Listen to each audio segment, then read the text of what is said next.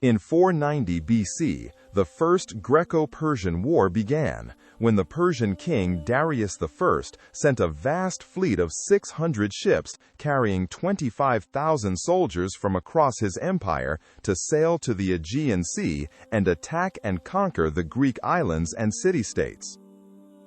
The main targets of the Persian army were the cities of Eritrea and Athens, as 9 years earlier both cities had sent aid to the Greek city-states that were rebelling against the Persian Empire in the conflict known as the Ionian Revolt.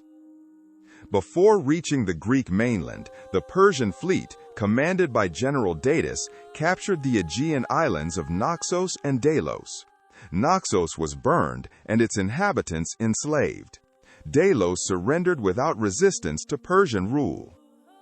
After reaching mainland Greece, the Persians and number 39 first target was the city of Eritrea. It refused to surrender and was completely destroyed. The Persian army then headed for Attica and landed on the plains of Marathon, about 25 miles from the city of Athens.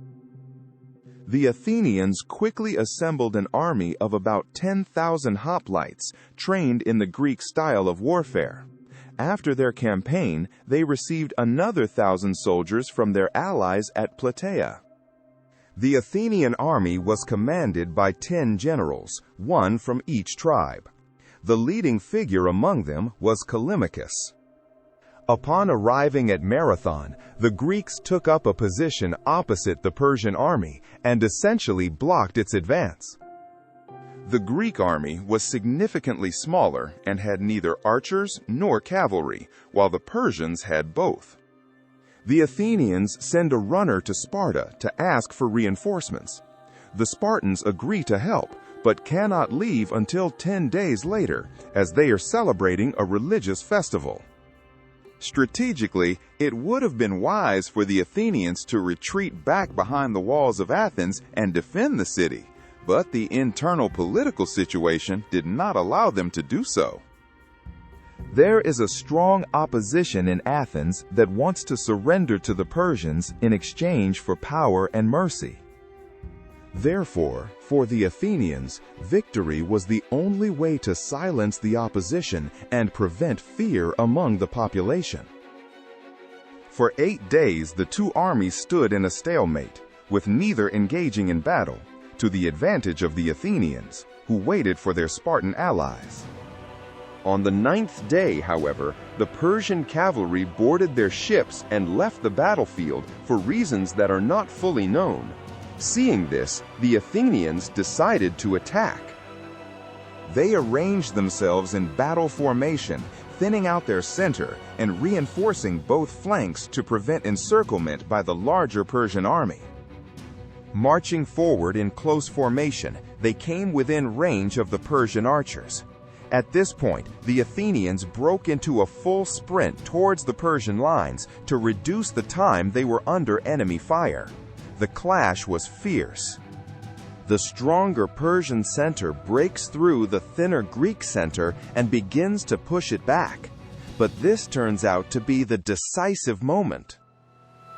On both flanks, the stronger Greek forces managed to push back the Persian flanks. After defeating them, the Greeks turned inland and attacked the Persian center from both sides and from the rear. The Persian army found itself completely surrounded. Morale collapsed, and a mass flight to the ships began. Many of the Persian soldiers died during the retreat. The Greeks win a decisive victory, but the danger is not over. The Persian fleet can still attack Athens. Therefore, the Greeks immediately began a rapid march back to the city. They covered the distance in an extremely short time and arrived just ahead of the Persian fleet. Seeing the prepared defense, the Persian commander Datis ordered a retreat and called off the campaign. Thus ended the First Greco-Persian War. The Greek historian Herodotus reports that the Greeks lost only 192 men, including General Callimachus. Persian losses amounted to about 6,400 men.